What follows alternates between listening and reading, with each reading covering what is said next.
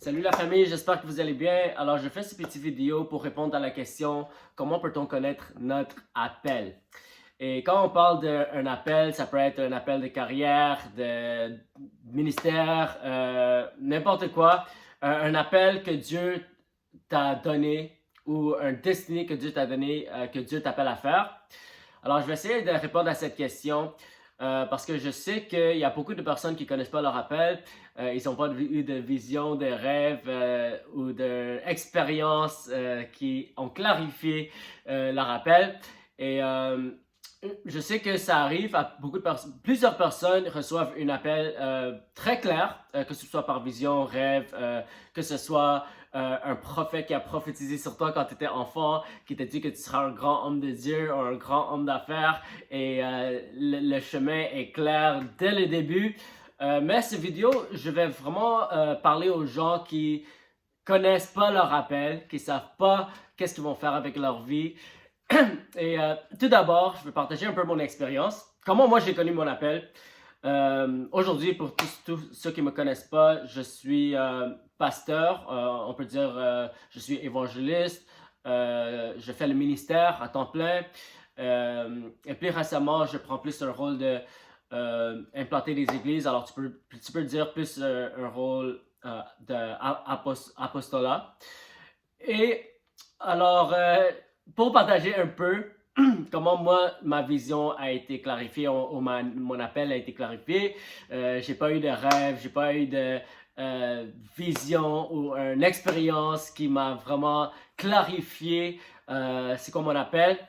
Mais juste pour expliquer très vite, quand j'étais jeune, peut-être 19 ans, j'ai vraiment donné ma vie à Jésus à 100%. Et en tant que jeune, j'avais pas de talent spécial, j'avais pas de don spécial. J'étais très timide, j'étais pas qualifié pour être un prédicateur ou évangéliste. Je serais la personne que tu attendrais le moins d'être un évangéliste parce que j'étais la personne la plus timide que tu auras rencontrée dans ta vie. Tout le monde me disait toujours tu parles jamais, tu es toujours dans ton coin, tu souris jamais. Je détestais les présentations orales, je détestais voilà, socialiser avec les gens parce que j'étais tellement timide. Alors j'avais pas de talent spécial, de carrière spéciale que j'avais en tête. Et voilà. Alors j'étais quelqu'un normal, sans carrière, sans vision. Mais quand j'ai donné ma vie à Jésus, bon, j'ai commencé à lire la Bible et j'étais vraiment... La seule chose que j'étais passionné vraiment, c'était vraiment Dieu, la parole de Dieu. Lire la Bible tous les jours. Et une chose qui m'a marqué par rapport à Dieu, par rapport à la parole, c'était la réalité de l'éternité. La réalité que l'enfer existe réellement, que le paradis existe réellement et que Jésus est le seul chemin pour aller au paradis. Et une fois, je me suis mis en prière, j'ai demandé à Dieu, qu'est-ce que tu veux que je fasse avec ma vie? Et j'ai pas entendu une voix audible, j'ai pas eu une vision, j'ai pas eu une grande expérience, mais ce que j'ai reçu ou j'ai cru entendre dans mon esprit, c'est la raison pour laquelle je vis, c'est de gagner le maximum d'âmes possible pendant que je suis sur la terre. Et moi, j'ai compris que il n'y a rien de plus important que ça si on a une perspective de l'éternité. Pour moi, c'était juste logique.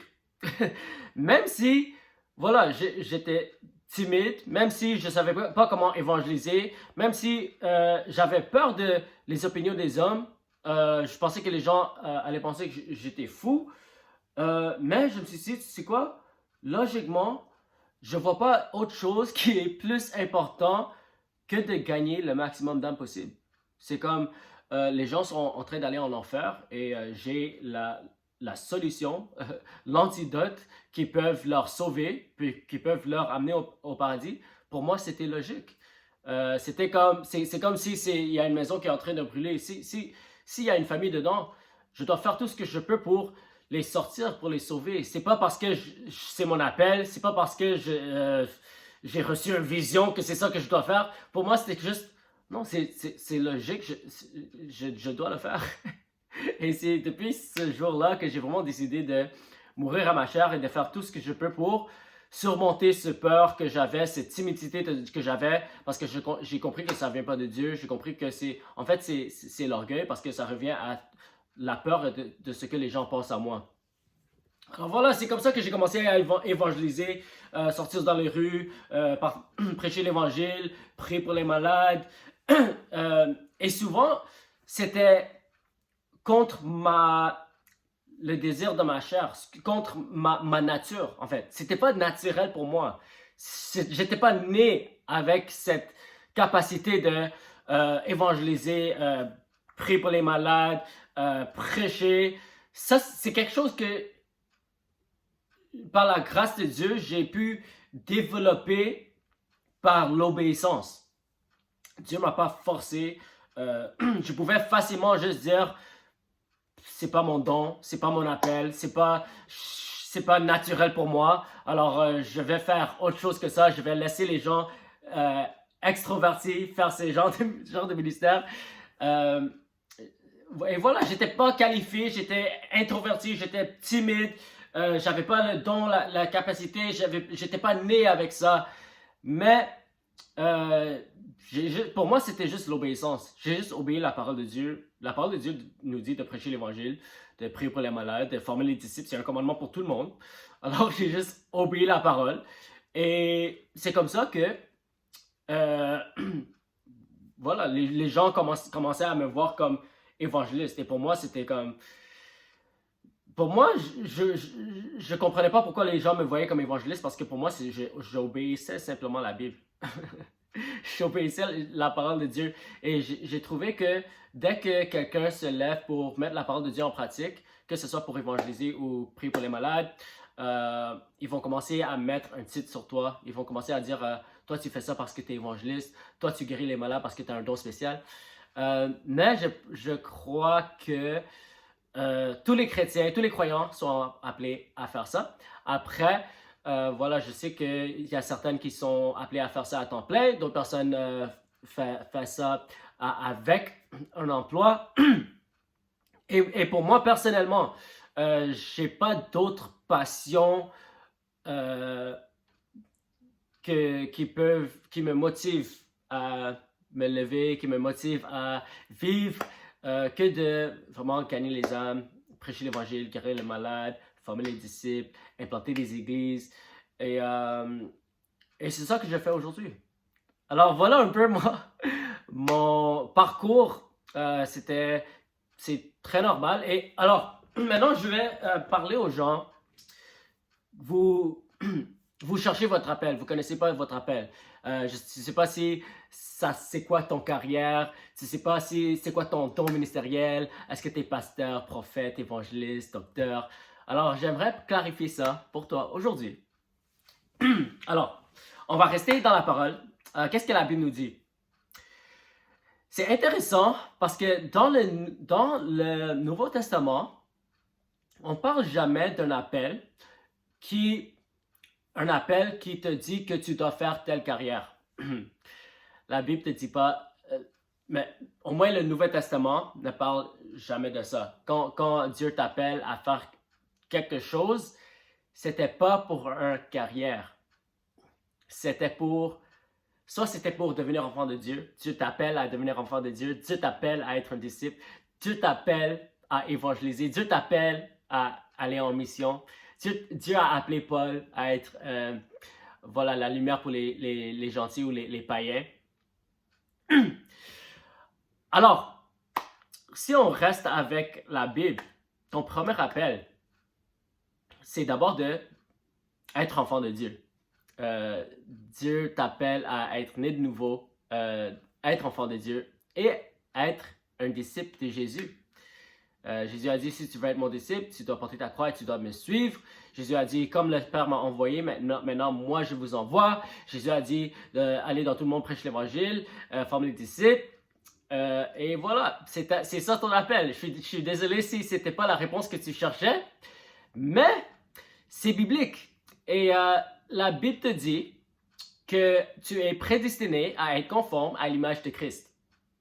Alors souvent, les gens veulent être pasteur, prophète, évangéliste, et c'est correct d'avoir une préférence, c'est correct d'avoir c'est vrai que Dieu donne les dons, mais la Bible te dit que tu es prédestiné à être conforme à l'image de Christ.